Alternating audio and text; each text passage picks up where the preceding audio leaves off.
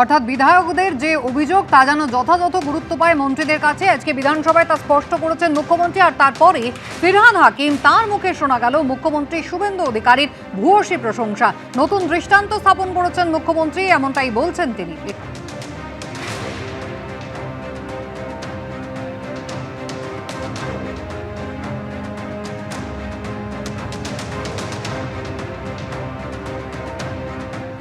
এর আগে opposition MLA ছিলাম, কিন্তু এইভাবে বিধায়কদের সম্মান দিয়ে যে আমরা যেটা বলছি সেটার অ্যাকশন কি হচ্ছে, এইটা এর আগে বিধানসভার ইতিহাসে কোনোদিন হয়নি।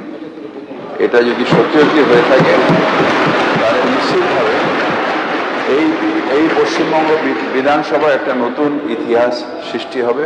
তাই তার জন্য তাদের ধন্যবাদ।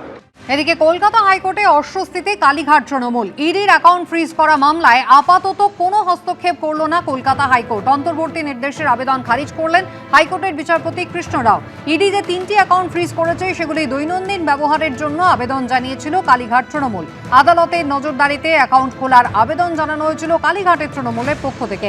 অ্যাকাউন্ট সংক্রান্ত মামলায় বিচারপতি সৌগত ভট্টাচার্যের যে নির্দেশ তা বহাল রাখার দাবিতে আদালতের দ্বারস্থ হয়েছিল কালীঘাট তৃণমূল। সেই আবেদন খারিজ করল কলকাতা হাইকোর্ট।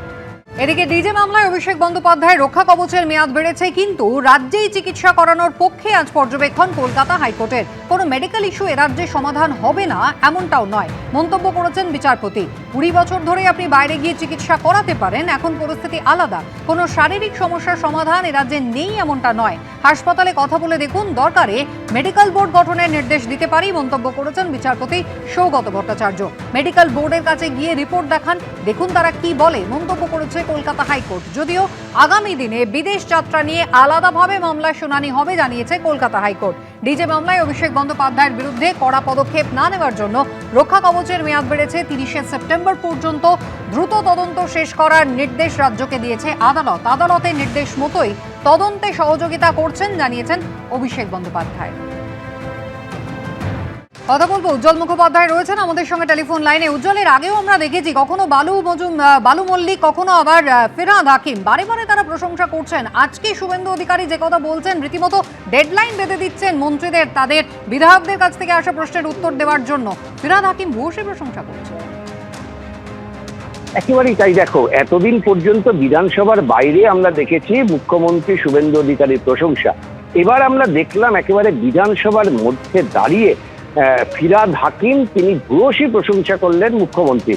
আজকে মুখ্যমন্ত্রী একটা নির্দেশ দিয়েছেন সমস্ত মন্ত্রীদের ক্ষেত্রে, যে বিধায়করা বিধানসভার উল্লেখ পর্বে যে সমস্ত বিষয়গুলো সামনে আনেন, যে সমস্যাগুলোর কথা সামনে আনেন তাদের বিধানসভা কেন্দ্রের, সেগুলো 7 দিনের মধ্যে তার রিপোর্ট সেই সংশ্লিষ্ট বিধায়ককে জানাতে হবে।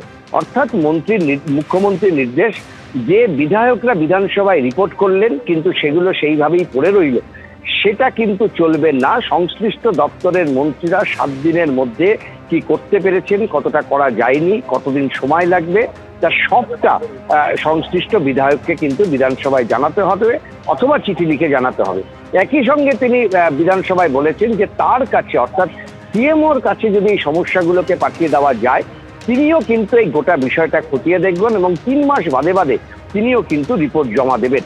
নিঃসন্দেহে একটা বড় ঘোষণা মুখ্যমন্ত্রীর, এবং এই ঘোষণার প্রশংসা করতে উঠে ফিরহাদ হাকিম বলেন যে এটা একটা ঐতিহাসিক ঘোষণা, অত্যন্ত গুরুত্বপূর্ণ ঘোষণা। এবং একই সঙ্গে তার সংযোজন যে তিনি সরকারি দলের বিধায়ক ছিলেন, তিনি বেসরকারি অর্থাৎ বিরোধী দলের বিধায়ক ছিলেন, কিন্তু কখনো কোনো সরকারকে এরকম সিদ্ধান্ত নিতে দেখা যায়নি। এবার প্রশ্ন হচ্ছে যে 15 বছর মমতা বন্দ্যোপাধ্যায় সরকারের গুরুত্বপূর্ণ দপ্তরের দায়িত্ব সামলেছেন ফিরহাদ হাকিম। তিনি নিজে মেয়র ছিলেন এবং তার সময়ও কিন্তু অসংখ্য বিধায়ক অনেক বিষয় নিয়ে তাদের দৃষ্টি আকর্ষণ করা হয়েছে। অর্থাৎ ফিরহাদ হাকিম আজকে যেটা বোঝাতে চাইলেন, শুধু শুভেন্দু অধিকারীর প্রশংসা না, তার সরকার মমতা বন্দ্যোপাধ্যায়ের নেতৃত্বাধীন সরকার, যে সরকারের তিনিও একজন মন্ত্রী, তারা 15 বছর যে উদ্যোগ নিতে পারেননি, 2 মাসের মধ্যে এই সরকার তার মুখ্যমন্ত্রী শুভেন্দু অধিকারী এরকম একটা যুগান্তকারী সিদ্ধান্ত নিলেন। একেবারে উজ্জ্বল, ধন্যবাদ। এবিপি আনন্দ, এগিয়ে থাকে, এগিয়ে রাখে।